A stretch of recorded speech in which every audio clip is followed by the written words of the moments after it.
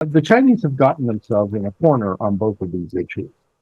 With the Russians and Ukraine, the Chinese have always stood for sovereignty since 1955 at the Bandung Conference, and yet the territorial integrity of Ukraine doesn't seem to bother them at this point.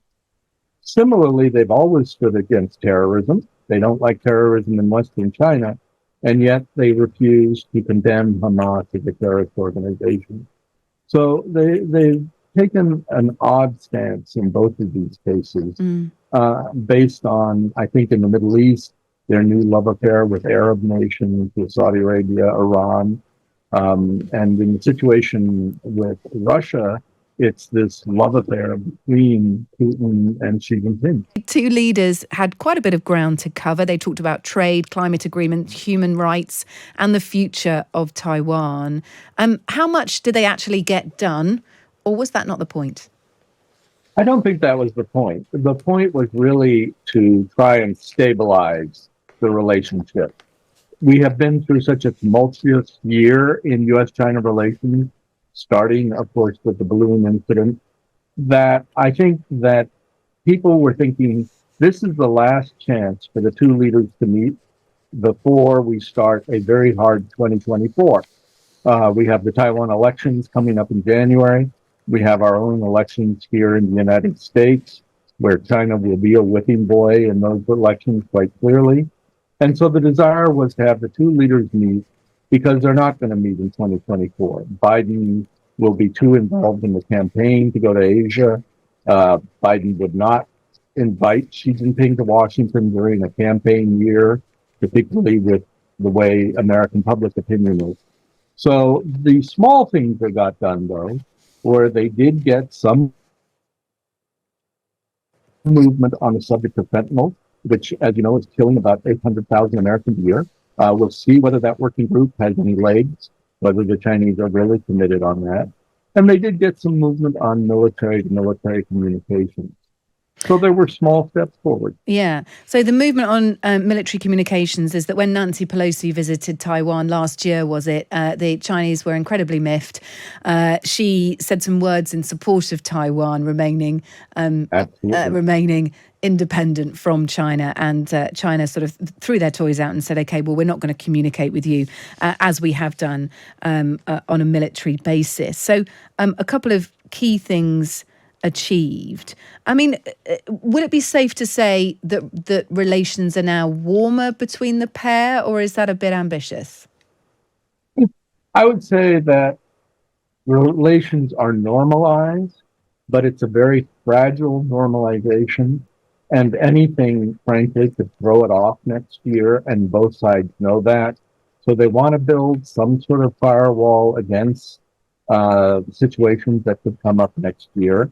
I think also, frankly, Xi Jinping was in San Francisco to meet with the American business community.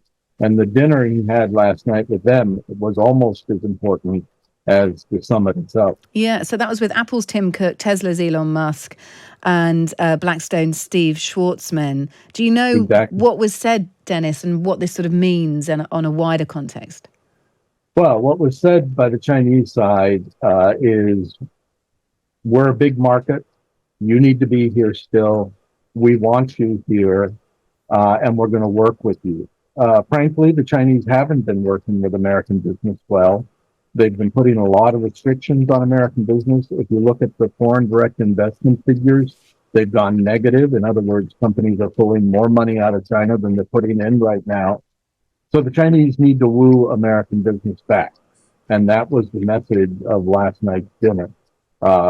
We really need you, the Chinese said. We want you in our economy, helping our economy. After all, Xi Jinping has a 20% or more unemployment rate among his youth. The economy is not growing at the kinds of rates it used to. So he's got a lot of economic headwinds, and he really wanted to get the message across to American business that please don't diversify away from China, don't decouple from China, and I'll try and make the situation better for you. We'll just have to see if he can do it. Yeah. So, I mean, Washington and Beijing find themselves in opposing camps, really, on both Russia's war in Ukraine and the Israel-Hamas conflict. Given both those wars don't look like ending anytime soon, could some of the good work done in yesterday's meeting be undone? Well, it's very interesting. The Chinese statement on the meeting doesn't even mention Ukraine and doesn't mention the situation in the Middle East. The elephant in the room. They're right. Whereas I'm sure it was a large part of the conversation on the American side, and it was reflected in the American statement. The Chinese have gotten themselves in a corner on both of these issues. With the Russians and Ukraine, the Chinese have always stood for sovereignty since 1955 at the Bandung Conference, and yet the territorial integrity of Ukraine doesn't seem to bother them at this point. Similarly, they've always stood against terrorism. They don't like terrorism in Western China, and yet they refuse to condemn Hamas as a terrorist organization. So they've taken an odd stance in both of these cases, based on, I think, in the Middle East, their new love affair with Arab nations, with Saudi Arabia, Iran. And in the situation with Russia, it's this love affair between Putin and Xi Jinping. Funnily, and on a lighter note, I gather that President Xi didn't know his wife's birthday. Biden wished Peng Liyuan many happy returns because he's born on the same date, November the 20th. But Xi said he said he'd forgotten about it because he was working so hard, forgotten when his wife's birthday was. I don't know how much hilarity that proved between the pair. Let's just briefly take a wider view, really, on where we are a year away from the US elections.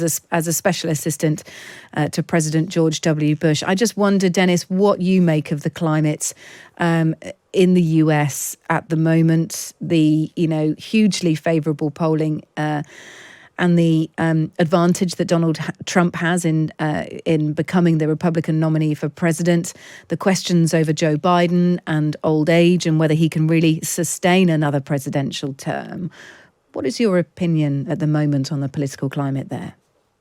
I think 2024 is going to be a roller coaster ride.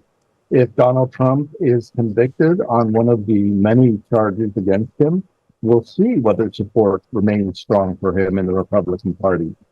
Similarly, on the Biden side, if he stumbles this year, will there be suddenly an attempt to replace him as a candidate?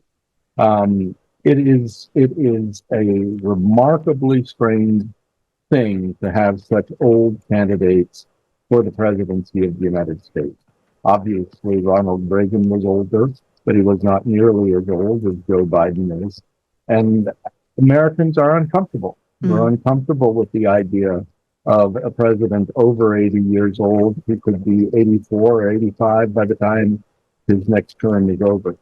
So I'd watch this space. I think they're going to be surprises this year. I don't think it's going to be a smooth election process. Well, look, thank you so much for speaking to us. It's a really interesting conversation to have. Dennis Wilder, former National Security Council's Director for China and Special Assistant to President George W. Bush. Thanks for being with us on Times Radio. Thank you, Dennis.